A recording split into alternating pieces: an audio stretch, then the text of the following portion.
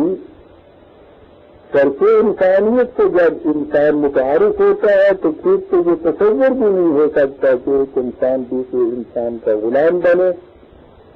غیر مسلم سلطنتوں نے اپنے ہاں یہ قوانین بنائے. یہ انہوں نے اپنے چارٹر کے اندر جو بنیادی حقوق انسانیت رکھے ان میں یہ فکر رکھی کہ کوئی انسان دوسرے کا غلام نہیں بنایا جا سکتا.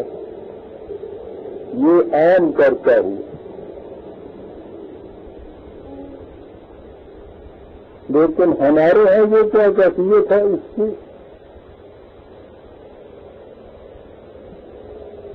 سوچیے، غور کیجیے اور پھر خود ہی کسی نتیجے پر پہنچیے.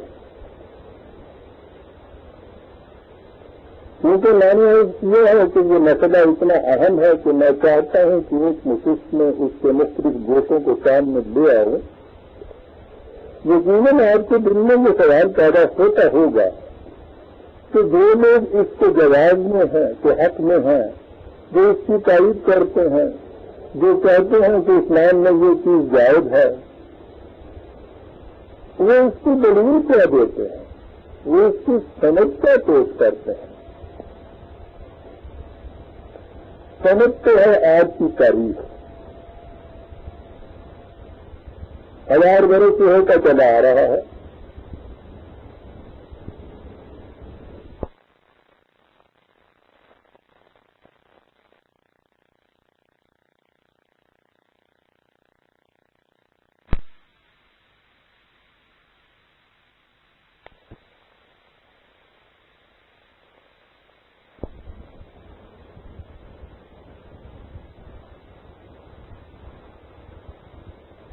دلیل یہ کیا دیتے ہیں اس کے حق میں؟ یہ چیز ہے جس کو سننے کے لیے یقیناً آپ مشتاق ہیں. آپ کو یہاں کے درس کا انداز برادران معلوم ہے. میں نے کبھی شخصیتوں سے بحث نہیں کی، واسطہ ہی نہیں شخصیتوں سے. خدا کی کتاب میرے سامنے ہوتی ہے، میں اپنی بصیرت کے مطابق اس میں سے جو رہنمائی لیتا ہوں اسے آپ آزاد کے سامنے پیش کرتا ہوں. اس کے خلاف جو کچھ ہمارے ہاں مروج چلا آتا ہے اسے اصول کی حیثیت سے پیش کرتا ہوں، کسی شخصیت کا نام لیے بغیر. مجھے شخصیتوں سے کبھی بات کی نہیں، لیکن میں آج سمجھ رہا ہوں کہ اس مسئلے کی وضاحت کے لیے نام لینا کچھ ناگزیر سا ہو جائے گا. غلامی کے مسئلے پہ ہمارے ہاں سر سید کے زمانے میں بحث ہوئی. سر سید اور ان کے گروہ نے سب سے پہلے اس کے خلاف قلم اٹھایا، ان کی مخالفت ہوئی اور مخالفت میں مولوی صاحبان کی طرف سے بہت کچھ لکھا گیا. اس کے بعد میں یہ دیکھ رہا ہوں گویا یہ چیپٹر کلوز ہو گیا، یہ بند ہو گیا سوال، پھر یہ بحث نہیں ہوئی. لیکن اب پھر ہمارے ہاں پاکستان بننے کے بعد جب یہاں یہ سوال ہوا کہ جہاں اسلامی نظام ہوگا، اسلامی مملکت ہوگی، شریعت کے قوانین نافذ ہوں گے، تو یہاں یہ سوال پھر اٹھایا گیا. اس سوال کے جواب میں جہاں تک میں نے دیکھا ہے یہ قدامت پرست حضرات کے اس مسلک کی نمائندگی میں تحریر میں جو کچھ آیا ہے نمایاں طور پر وہ ایک ہی شخصیت کی طرف سے آیا ہے. اس لیے مجھے انہیں کے دلائل آپ کے سامنے پیش کرنے پڑیں گے. یہ ہے وہ مجبوری جس کی بنا پر مجھے نام لینا پڑے گا. یہ ہے سید ابو الاعلیٰ مودودی صاحب. وہ اس چیز کو قدمت سے پیش کرتے ہیں کہ شریعت اسلامی شروع سے جنگ کے قیدیوں کو گرفتار کرنے کے بعد غلام بنایا جائے گا، ان کی عورتوں کو لانڈیاں بنایا جائے گا، ان سے جنسی تمتع کیا جائے گا، کوئی تعداد اس میں مقرر نہیں ہوئی، ان کو پھر جب بھی چاہے بیچا جائے گا۔ وہ ایسے ہی ہے جیسے اور ملکیت کی چیزیں ہوتی ہیں۔ مسئلے میں اہمیت اس لیے اختیار کر لی کہ اگر آپ کے ہاں واقعی اسلامی مملکت بننی ہے، یہاں اسلامی قوانین نافذ ہونے ہیں اور اسلامی قوانین انہی حضرات نے مرتب اور مدون کرنے ہیں، تو پھر اس میں تو آپ جو ہے یہ بھی ایک شیطانی ہے۔ لڑائیاں اور جنگیں تو آج کل ہوتی رہتی ہیں، تو یہ سوال آپ کے یہاں آئے گا، آپ جو ضابطۂ قوانین بنائیں گے، بلکہ یہ سوال تو بین الاقوامی انٹرنیشنل حیثیت اختیار کرے گا کہ جنگ کے قیدیوں کے ساتھ مملکت اسلامیہ پاکستانیہ کیا کرے گی؟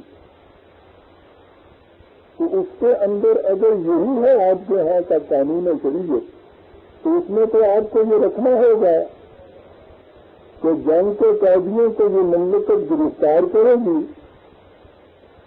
اور پھر انہیں غلام بنائے گی، ان کی عورتوں کو لونڈیاں بنائے گی، سپاہیوں میں تقسیم کیا جائے گا، پھر اس کے بعد ان کو حق ہوگا کہ جب جیتا ہے جہاں جیتا ہے ان کو نیلام کر دیں، بھیج دیں۔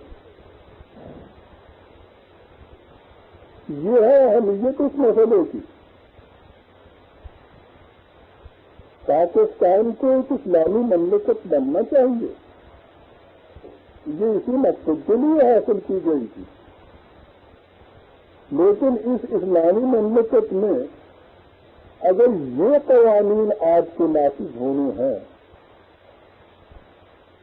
تو آپ سوچیے تو صحیح کہ یہ پھر کس قسم کی اسلامی مملکت بنے گی۔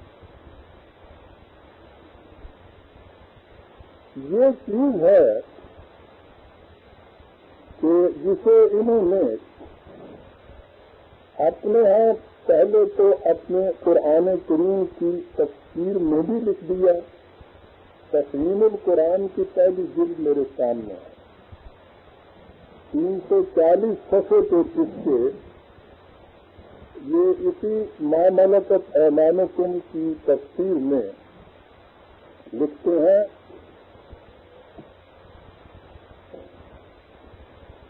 جو عورتیں جنگ میں گرفتار ہوں ان کے متعلق اسلامی قانون یہ ہے کہ ایسی عورتیں حکومت کے حوالے کر دی جائیں گی۔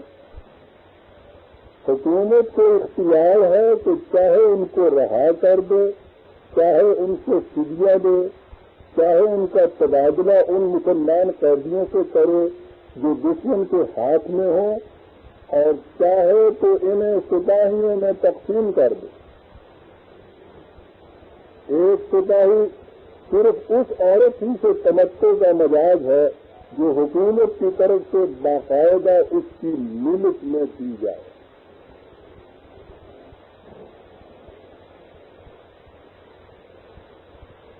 دوسرے سے جنگ میں پکڑی ہوئی عورتوں سے تمتع کے معاملے میں یہ شرط نہیں ہے کہ وہ اہل کتاب ہی میں سے ہیں، کیونکہ قرآن نے جو نکاح کی اجازت دی ہے وہ یا مسلمان عورتوں کو دی ہے یا اہل کتاب کی عورتوں کو دی ہے، لیکن لونڈیوں کی صورت میں وہ یہ کہتے ہیں کہ اس کے لیے یہ شرط نہیں ہے کہ وہ اہل کتاب ہی میں سے ہوں، ان کا مذہب ہے کوئی ہو، بہرحال جب وہ تقسیم کر دی جائے گی تو جن کے حصے میں وہ آئیں وہ ان سے تمتع کر سکتے ہیں۔ اگلی شرط یہ ہے جس کو شریعت نے بیویوں کی تعداد پر 4 کی پابندی لگائی ہے اس طرح لونڈیوں کی تعداد پر نہیں لگائی۔